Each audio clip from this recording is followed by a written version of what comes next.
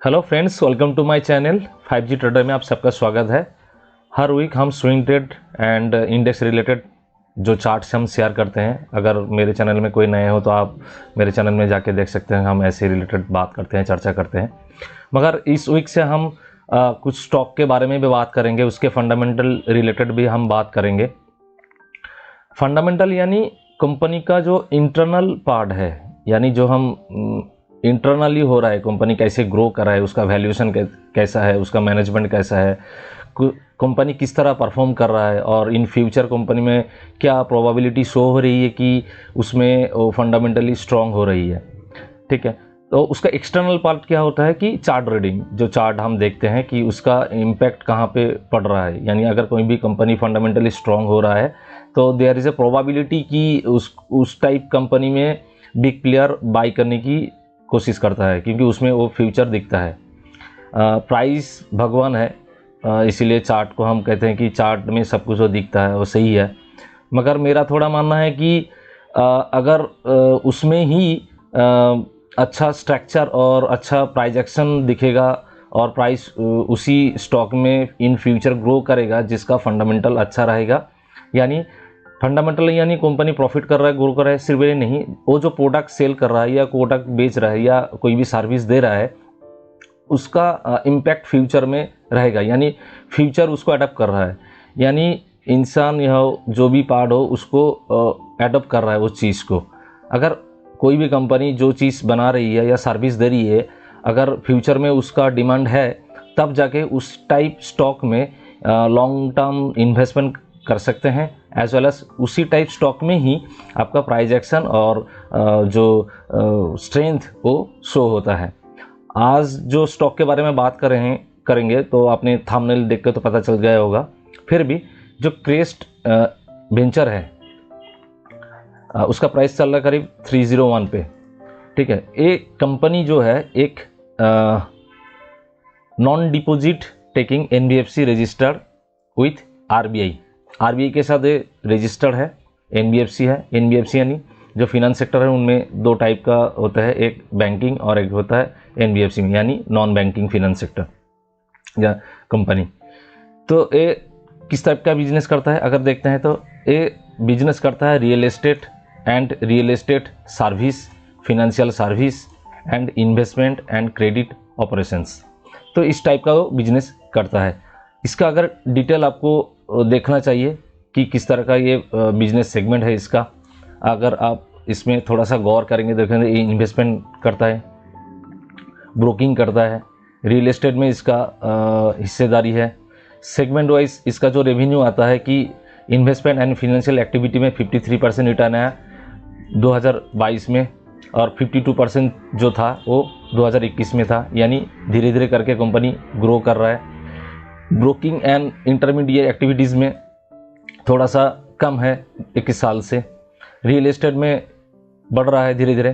तो कंपनी जिस फील्ड में अच्छा कर रहा है उसी फील्ड में और भी अच्छा करने की कोशिश कर रहा है। तो रियल एस्टेट होल्डिंग्स में बहुत सारे पार्ट है। अगर आपको कोई भी फंडामेंटल स्टॉक देखते हो तो इस चीज़ को आपको ध्यान रखना पड़ेगा, उसका डिटेल आपको पढ़ना चाहिए। अपकमिंग प्रोजेक्ट देखते हैं कंपनी का कि बानी पार्क, जयपुर, क्रिस्ट लिंक, मुंबई, क्रिस्ट पार्क व्यू, ऐसी बहुत सी जगह पे इन लोगों का प्रोजेक्ट आ रहा है या काम चल रहा है। तो फिनेंशियल सर्विस में भी आप देखेंगे दोस्तों कि ये 2 सब्सिडरी कंपनी है, ऑपरेटिंग कर रहा है अभी फ़िलहाल। ठीक है, इसका जो ग्रो हो रहा है अभी पहले 346 था, अभी कितना हो रहा है 688। तो इतना एग्जीक्यूट हो चुका है। ठीक है, तो कंपनी धीरे धीरे जो एक नैरो और माइक्रो कैप कह सकते हैं इसको, जिसका मार्केट कैपिटलाइजेशन कितना है 8056 करोड़, जो 1000 करोड़ से नीचे है। इस टाइप कंपनी में ज़्यादा लोग ट्रस्ट नहीं करते हैं क्योंकि ये बिल्कुल भी छोटा कंपनी है। तो इसमें हमको ध्यान रखना पड़ेगा कि एक इस टाइप के कंपनी में अगर हम निवेश करते हैं तो फ्यूचर में एक कंपनी कैसे ग्रो कर रही है अपने आप को, यानी इंटरनली वो कंपनी कैसे अपने आप को ग्रो कर रही है, उसका इम्पैक्ट हम कहाँ देखेंगे, उसके प्रॉफिट एंड लॉस अकाउंट में। तो इससे पहले उसका अगर प्रोस एंड कॉन्स देखते हैं तो उसका कोई कॉन्स अभी तक शो नहीं कर रहा है स्क्रीनर। हम स्किनर को रिकमेंडेशन नहीं कर रहे हैं, मगर स्किनर से हम जो बहुत सारा तथ्य ले सकते हैं, इसके बदौलत हम ये डिस्कस कर रहे हैं। तो फिलहाल इसका प्रोज देखिएगा तो बहुत सारा प्रोज है जो अच्छा है। इसमें अगर मैं देखूंगा कि कंपनी जो डिलीवर कर रही है प्रॉफिट, वो करीब 33.3% CAGR के हिसाब से लास्ट 5 साल से वो ग्रो कर रही है। कोई भी कंपनी अगर इस टाइप का प्रॉफिट को ग्रो कर रहा है तो उसमें काफ़ी हद तक पोटेंशियल होता है इन फ्यूचर आगे बढ़ने के लिए। और हेल्दी डिविडेंड भी पे आउट कर रहा है 20%। तो इसका जो कंपेरिजन ग्रुप है, यानी बजाज फिनांस है, जियो फिनांस और भी जो है SBI कार्ड है, ये सब जो कंपनी है वो लार्ज कैप और ब्लू चिप टाइप कंपनी है। मगर क्रिस वेंचर जो है एक माइक्रो कैप है, माइक्रो कैप और स्मॉल कैप कह सकते हो, बिलो 1000 करोड़ के नीचे। ठीक है, क्वार्टरली देखने से पहले इसको एनुअली पहले देख लेते हैं। एनुअली अगर देखेंगे तो 2012 से कंपनी धीरे धीरे करके अपना सेल्स बढ़ते हुए नजर आ रहा है। बीच में थोड़ा सा प्रॉब्लम हुआ है, 2016 के बाद थोड़ा सा रुकावट आया था। उसके बाद 2023 से अपने आप को प्रूफ कर रहा है कि वो आगे जाने की प्रोबेबिलिटी है। 2023 में इसका सबसे ज़्यादा सेल्स हुआ था, यानी कंपनी को 2023 में उसको ऑर्डर आने लगा है, जो भी सेगमेंट में वो काम कर रहा है फिलहाल उसमें ऑर्डर आने लगा है, तो इसीलिए अचानक इसका सेल्स बढ़ चुका है। मगर इसी टाइप को सेल्स को देख के हम आगे नहीं जाएंगे, मगर एक कंसिस्टेंसी परफॉर्मेंस देखना होगा आपको। अचानक ऐसे बढ़ने से इसका मतलब नहीं कि कंपनी ग्रो हो चुका है। कंसिस्टेंसी परफॉर्मेंस मतलब कि धीरे धीरे करके सेल्स बढ़ रहा है। ठीक है, धीरे धीरे करके उसका प्रॉफिट भी बढ़ते हुए दिखना चाहिए। ठीक है, तो इसका EPS अगर देखेंगे दोस्तों, EPS भी धीरे धीरे करके इसका बढ़ रहा है लास्ट 5 साल 7 साल में अगर देखेंगे तो। कंपाउंडिंग सेल्स ग्रोथ भी बढ़ रहा है, कंपाउंडिंग प्रॉफिट ग्रोथ भी बढ़ रहा है, मगर लास्ट 1 साल से घटा। इसका मतलब क्या हुआ, 2023 में जो प्रॉफिट आया, जो सेल्स आया, जो operating profit and sales and net profit जो आया, उसके कंपेयर करेंगे तो इस साल में सेल्स कम है, इसलिए वो माइनस दिखा रहा है। TTM मतलब होता है ट्रेलिंग 12 मंथ। ठीक है, स्टॉक प्राइस भी अच्छा खासा बढ़ रहा है। इसका रिटर्न ऑन इक्विटी 16, 17 एंड 21 और 50% लास्ट ईयर, यानी ये 50% सो रहा है किसके बदौलत, जो 2023 में जो प्रॉफिट बढ़ा था, सेल्स बढ़ा था, उसके बदौलत ये सो रहा है। तो इसको हम कंसिडर नहीं करेंगे, जो अप्रोक्स ग्रोथ हो रहा है उसी को मान के चलेंगे। ठीक है, और इसका अगर बैलेंस शीट देखें तो बैलेंस शीट क्या शो हो रहा है कि 2015 में जो फंड रेज किया था, उसके बाद 2017 में इसने फंड रेज किया, उसके बाद 2013 में फंड रेज किया था, उसके बाद 2017 में फंड रेज किया, उसके बाद 2019 में उसने फंड रेज किया। 2019 के बाद कंपनी ने कोई भी फंड रेज नहीं किया, यानी एडिशनल जो शेयर उसने मार्केट में और बेचा नहीं है। ठीक है, जो भी कैपिटल 2019 के बाद उसने लिया था, उसी कैपिटल को लेकर कंपनी बिजनेस कर रही है, प्रॉफिटेबिलिटी ग्रो कर रही है, और उसका इम्पैक्ट रिजर्व में शो हो रहा है।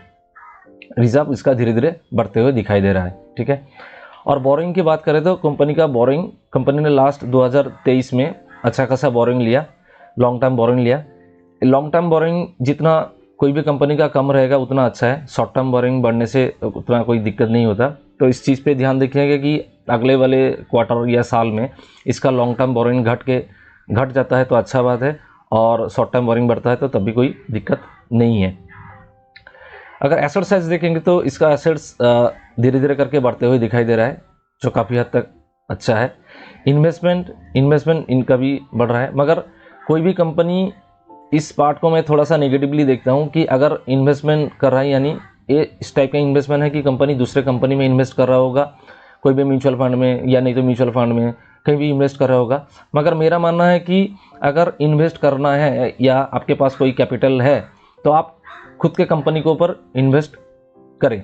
तो इन फ्यूचर अगर इन्वेस्टमेंट घटता है यहाँ से, और CWIP यानी कैपिटल वर्क इन प्रोसेस, इसमें अगर बढ़ता है तो ये देखना चाहिए कि कंपनी खुद के ऊपर इन्वेस्ट कर रही है आगे बढ़ने के लिए, तो काफ़ी हद तक और भी इम्पैक्ट आएगा।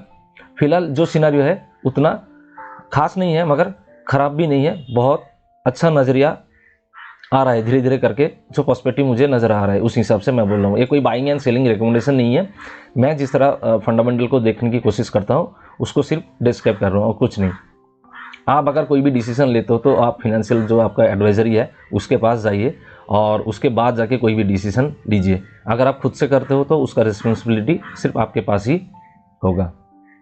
ठीक है, इसका इन्वेंट्री अच्छा है, धीरे धीरे बढ़ रहा है। ठीक है, कैश इक्विपमेंट भी अच्छा है उसके पास, यानी कंपनी के पास कैश है।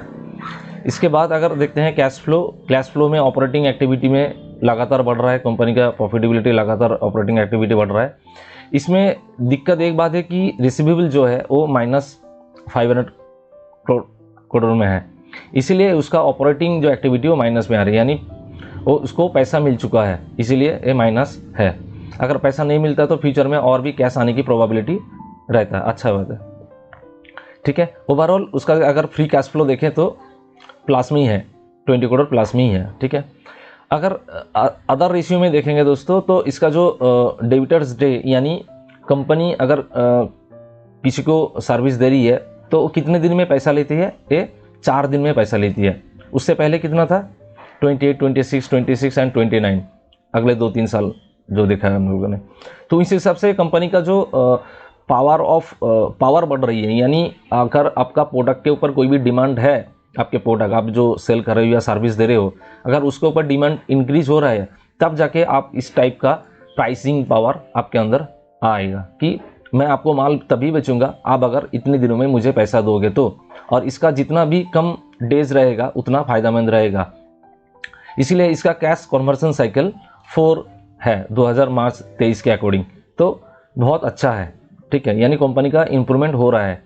और वर्किंग डेज कैपिटल अगर देखें तो बीच में बढ़ा था, फिर घटा, फिर थोड़ा सा बढ़ा था और अभी घटते हुए नज़र आ रहा है। तो अच्छा बात है, जितना जल्दी वर्किंग कैपिटल जितना कम दिन में कंपनी के पास आ जाएगा तो कंपनी को काम करने के लिए अच्छा रहेगा, वो अच्छी तरीके से काम पर करेगा। क्योंकि वर्किंग कैपिटल अगर नहीं रहेगा, यानी करेंट एसेट्स उसके बाद अगर नहीं रहेगा तो करेंट लाइबिलिटीज़ को वो पे नहीं कर पाएगा।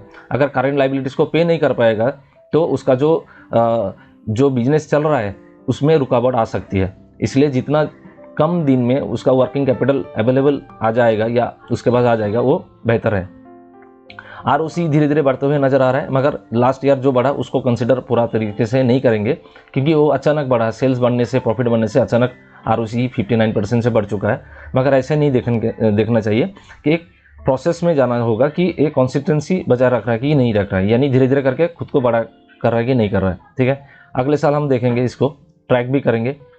और शेयर होल्डिंग की बात करें तो इसमें एक पॉजिटिविटी मुझे जो हो रही है कि प्रोमोटर जो होते हैं, यानी मालिक जो होते हैं, उसने 2017 के बाद इसको थोड़ा सा लूज किया था, मगर अभी 2023 के बाद कंपनी ने अपना स्टेक बढ़ाया। प्राइस किस लेवल पे है, अगर इसका चार्ट भी हम देखेंगे थोड़ा सा, प्राइस अभी फ़िलहाल टॉप पोजीशन में है, उसका ऑल टाइम हाई जो है उस लेवल पे है, और प्रोमोटर उस लेवल पे जाके बाय कर रहा है जहाँ पे प्राइस अगर ऑल टाइम हाई के पास रहता है और उस लेवल पे ज़्यादा से ज़्यादा लोग क्या करते हैं, सेल करते हैं। मगर इसमें एक नज़रदनी बात होगी कि प्रोमोटर इस लेवल पे बाय कर रहा है, यानी प्रोमोटर को कहीं ना कहीं अपने आप पर वो भरोसा है कि कंपनी आगे जाके अच्छा करेगा, इसलिए कंपनी अपना स्टेक बढ़ा रहा है। तो इसमें ध्यान देने की बात होता है। और एफआई ने थोड़ा सा लूज़ किया इसको, एफआई ने छोड़ दिया इसको जो भी था, मगर अभी भी एफआई का जो होल्डिंग है 5% से भी ऊपर है। गवर्नमेंट का इसमें कोई हिस्सेदारी नहीं है, पब्लिक ने इसके ऊपर करीब थोड़ा सा लूज़ किया पब्लिक ने, और अभी तक 24% से ऊपर भी इसका होल्डिंग है। ठीक है, तो इस तरह हमने इसको देखने की कोशिश किया। तो इसके बाद हम इसका देख लेते हैं कि इसका जो डिलीवरी होल्डिंग या लॉन्ग टर्म पोजीशन, हम स्टॉकेज बोल के एक ऐप्स है उसमें भी हम इसको देखने की कोशिश करते हैं कि डिलीवरी परसेंटेज बढ़ रहा है कि नहीं बढ़ रहा है। इसका मतलब कि डिलीवरी परसेंटेज कब कोई क्यों बाय करेगा, यानी डिलीवरी में ज़्यादा क्वांटिटी क्यों लेगा, क्योंकि उसको लगता है कि कंपनी फ्यूचर में आगे ग्रो कर सकता है, प्रोबेबिलिटी है, तब जाके बिग प्लेयर इस टाइप कंपनी में डिलीवरी में उसको, यानी डिलीवरी लेके वो होल्ड करता है, लॉन्ग पोजीशन लेके बैठता है। अगर देखते हैं कि 2023 जून के बाद इसमें वोलेटिलिटी बहुत ज़्यादा आया और डिलीवरी परसेंटेज भी, जितना क्वांटिटी सेल होता है, मैंने ट्रेड होता है, उसका 30%, 57%, 50%, 58%, 60%, नवंबर महीने में 41.9% करीब डिलीवरी होल्डिंग हुआ है। कहीं ना कहीं बिग प्लेयर इसमें अपना पोजीशन लेने की कोशिश कर रहा है, वो शो हो रहा है। अगर प्राइस जाएगा नहीं जाएगा ये तो टेक्निकल की बात है। फंडामेंटल देख के हम कोई भी शॉर्ट टर्म ट्रेड नहीं लेते। फंडामेंटल शो करता है कि इसका फ्यूचर प्रोबेबिलिटी कैसे हो सकता है। यानी अगर आप कोई लॉन्ग टर्म पोजीशन लेना चाहता हो तब जाके फंडामेंटल को हम देखते हैं, क्योंकि उसका फंडामेंटल स्ट्रांग रहेगा तब जाके उसका लॉन्ग टर्म पोजीशन हम होल्ड कर पाएंगे। अगर फंडामेंटल स्ट्रांग नहीं रहता तो प्राइस शॉर्ट टर्म के लिए ऊपर तो जा सकता है मगर अल्टीमेटली वो नीचे आ जाएगा अगर उसका फंडामेंटल स्ट्रांग नहीं है तो। ठीक है, तो लास्ट 3-4 या 6 महीने से हम देखेंगे कि इसका वोलेटिलिटी और इसके जो डिलीवरी परसेंटेज धीरे धीरे करके बढ़ रहा है। अभी बात करते हैं चार्ट रिलेटेड मैंने ग्रुप में ऑलरेडी दिया हुआ है। लास्ट इस वीक में कल जो मैंने वीडियो पेश किया था उसमें मैंने इसके रिगार्डिंग वीडियो ऑलरेडी डाल दिया है कि कहाँ पे हमको शॉर्ट टर्म बाई अपॉर्चुनिटी ढूंढना चाहिए। अगर कोई लॉन्ग टर्म ट्रेड लेते हो उसको भी क्या करना चाहिए, वहाँ पे मैंने डिटेल्स में दिया हुआ हो। अगर आपने उस रिलेटेड वीडियो नहीं देखा तो उसमें जाके क्रिस्ट वेंचर का जो टेक्निकल पार्ट है, टेक्निकल एनालिसिस है, उसको आप देख लीजिए। थैंक यू दोस्तों, अगर आपको कुछ सीखने को मिला है तो थैंक यू।